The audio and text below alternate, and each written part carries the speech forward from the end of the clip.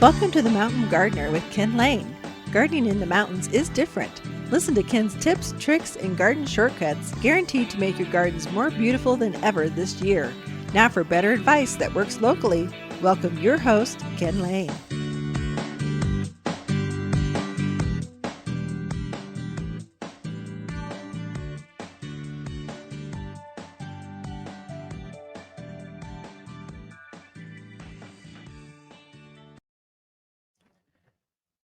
So in autumn, we tend to find that now through winter, really, but it starts now, that deer and rabbit tend to eat more things than you're used to.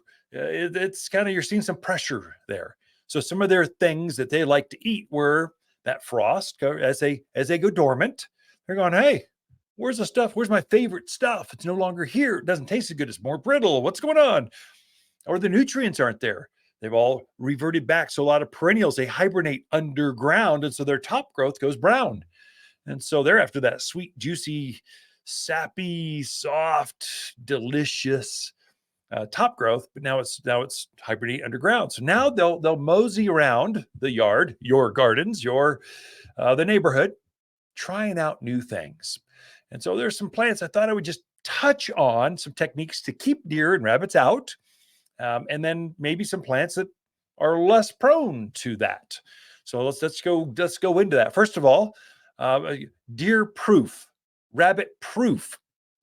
There's no such thing. So I've got a list here at the garden center called deer and rabbit proof resistive plants, and with some techniques on how to keep them out. But really, it's resistive. Deer, I mean, they're kind of like cattle. They've got two stomachs, and so they've got a front and a back. And sometimes they're eating things they normally don't eat. And they're going, "Oh, this is the texture's good," and then it starts to go, "Oh, wait a minute, that doesn't make me feel so good. I think I'll just move on." So graze things, even though they're not really eating it, they're just bored, or they're trying things before they eat it all the way to the ground. But really, the only way to keep deer and rabbit out of the yard truly is a fence of some sort. It's a physical barrier. I found that, you read all the articles and they say 8-foot fence. That's a minimum you should be. Well, no HOA is going to let an 8-foot fence in there. It's just too big. It's too expensive. I found that a 6-foot generally works pretty well too. So 6-foot will keep them out. Elk and deer. So we've got some elk in Skull Valley. Out towards Baghdad, there's another herd out there. And of course, you folks up in that, as you go up the elevation towards Williams, that's when you started to get into elk country, Payson, elk country. So Strawberry, elk country. So about 6 foot. And I think what it is, they can jump it. But, you got to remember, they don't have health insurance. There's no emergency room to help them. If they break a leg, it's over. And so they're kind of cautious. They'd rather not. If there's anything around besides that, they'll do that. And so a fence, I've had good luck with the electric fence, especially with rabbits and with javelina. Really keeps them out. About a javelina, I've got a wire a foot off the ground. It's 12 volts. It's not going to electrocute them. Little piglets, they're so cute. They're not going to be harmed, but it just shocks them. They're going to go, whoa, what's going on? The whole herd freaks out and runs off, and they don't come back. So it just spooks them. In the orchard, I raised my family in Skull Valley. And so they grew up on ranches and farms, and we farmed orchards and barns and 4-H projects, all that kind of stuff. And so down there, we'd put let's say an apple tree. That's one of their favorites. Deer love fruit trees. They're just so sweet. The wood is sweet. The fruit is sweet. Everything, the leaves, delicious. They like them. So we plant a new tree. Of course, they're noticing right away, going, hey, there's a new plant. Let's go try it. We'd put a just regular field fence, the typical 6-foot buried in the ground, pounded in the ground, down to about chest high, put field fence around it. But here's the insider tip. We're in horse country. And deer, the way you keep horses from eating your barn, they like to nibble on stuff. You put electric fence right there, or you keep them, or you keep any more cattle, you keep them in with electric fence. So the deer, they know those little yellow insulators. Well, I'll get zipped if I get near those. That's like painful. I don't want that. And so we put a dummy insulator on there's one they make at the end of those fence posts. We just put one on just 4 corners, put 1 inch, never put a wire in it, never electrified it. Just they know it's a scarecrow effect. They know don't reach in, try to get in there. We let the tree grow up until we'd let them prune it up to about where they can stand, about 6.5 foot high. And then that's the perfect level to prune a fruit tree in an orchard, because now you can drive the tractor, you can kind of move things around. It's perfect. So that's so we keep it there for 2-3 years, push the growth, and then take that field fence off, and all was well. Repellents. There's actually some scented things, granular, and granular works really good in a flower bed to keep rabbits off. They get the castor bean oil or the garlics, the rotten eggs. There's different. They're all organic, but they get it on their feet and they kind of preen and go, "Oh, this is what just happened. Don't go over there. Bad things happen every time." So repellents work really well. And then there's some that you spritz on the foliage. They're organic. They really work out. Of course, your grandparents, they use blood meal. They just sprinkled blood meal around the yard, good fertilizer. But the reason they did that was fertilize, and then as a repellent, when rabbits or when things smell blood, they're going, "Oh my gosh, my neighbors just got it here. I can smell the blood. Something's going on. Stay away." It spooks them out, and so it gets a berry. The problem is you have to reapply it pretty often. It's the same with human hair. You hear that's an old wives' tale. I don't find it works that well, but if you can get enough, maybe. But they smell the hair. They go, "Humans are here. Be careful. Guards up." Problem is, it fades off so quick. That hair smell, the human hair smell, goes away faster. So scented soaps, you'll hear Ivory Springs sometimes.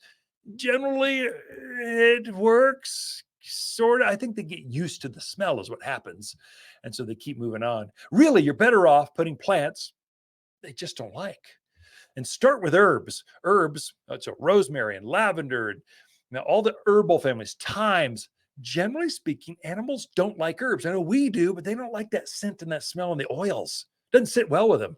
So catmint, parsley, sages, tansy, all those herbal things they don't like. You can walk your neighborhood too and see certain plants. So walk your neighborhood, you'll find they don't eat forsythia bushes. So they're right there in the neighborhood where that herd of 8 deer are roaming around. They don't bother those. So hollies and junipers, the natives like mahonia and cotoneaster, they don't eat those. So nandina, you folks from California, heavenly bamboo, it's a beautiful plant, but it's got a sap in it they don't like to eat. And so kind of watch some of those. We can help guide you through some of that, help you. Trees, we're finding they're starting to scrape the bark off the trees. So they can, especially tasty trees like aspens, cottonwoods, sycamores, maples. They can kind of rub the bucks will rub the velvet off their antlers. And then sometimes in the winter, they'll just eat the bark underneath, the wood just underneath. That cambium layer underneath the bark is super sweet. That's the living tissue. And they like to peel that off and eat it sometimes. If you see that, come see us right away before it calluses over. You can spray it with some black paint or pruning paint is what we call it. You spray it right there. Then we wrap it with a tree wrap. There's a brown one that looks very natural. You're basically bandaging that plant to keep the deer off, to repair the damage, and then to keep the deer off. They're not going to mess with that tree wrap stuff. So the tree likes it, and it keeps the deer away. Quite honestly, if you do have deer in the area, they're going to be, and you notice them going after your tree trunks or lower branches, I had really good luck. Now, this is not in any book, but my name's Ken. We're just gardeners sharing over the airwaves. This works really well in where I had elk and deer. Now they're eating on my walnut tree. Oh my gosh, I couldn't keep them off. So I took some bird netting. So regular old bird netting you put over an apple tree to keep the birds off. So peaches, keep the birds off. I just lightly floated that 3 times around the trunk, staple gunned it. So it's like this floating netting, but they didn't mess with that. They were not interested. It took the pressure off immediately. And so they didn't bother. And I couldn't see it. So some of these, they make deer fencing put around them. It's orange. It's ugly. I don't want to see that in my garden or around my trunks. Bird netting, you don't even see it. It doesn't hurt the plant. So just some insider tips. come in and ask for our deer and rabbit resistant plant list. We can give you the grand tour, show you. If you got a lot of pressure, we can show you how to kind of compensate for that. But you can have nice gardens and be in this wildland interface where lots of animals roam around. You can have beautiful gardens. Be right back after this. Grow extraordinary succulents and cactus indoors. Water succulents are easy with lots of shapes, sizes, and colors. Whether you're looking for a small cactus for an office desk or a huge statement succulent in your living room, we have the perfect plant. So what are you waiting for? Visit Watters Garden Center in Prescott today or wattersgardencenter.com to find the perfect succulent for your home and office.